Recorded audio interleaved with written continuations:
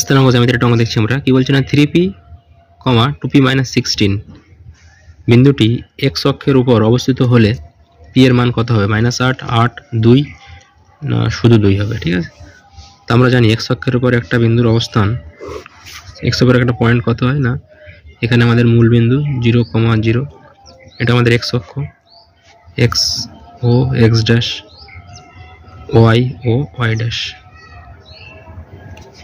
তো x অক্ষের উপরে প্রতিটা পয়েন্টের স্থানাঙ্ক কত হবে না, x এর মানটা থাকবে আর y এর মানটা 0 হবে। ঠিক আছে, সাপোজ x এর মান 3, তাহলে আমরা 1 ঘর 2 ঘর 3 ঘর যাব, আর y এর মানটা 0, তাহলে x অক্ষের উপরেই থাকবে 3, 0, কিংবা 4, 0 হলে এখানে হবে 4, 0,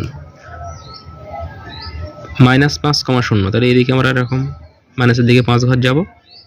ঠিক আছে, আর y এর মানটা 0 হবে, তার মানে সেক্ষেত্রে এখানে হবে -5, 0। প্রত্যেকটা পয়েন্টে কি হবে না, y কোঅর্ডিনেটটা 0 হবে, x এর মানটা কিছু থাকবে।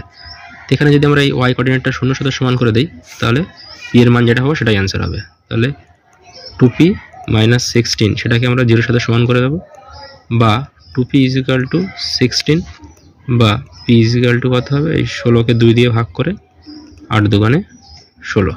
ঠিক আছে, তাহলে p এর মানটা কত হবে না, 8 হবে। তাহলে এই পয়েন্টটা x অক্ষের উপর অবস্থিত হতে গেলে p এর মানটা অবশ্যই আমাদের হতে হবে কত না, 8 হতে হবে।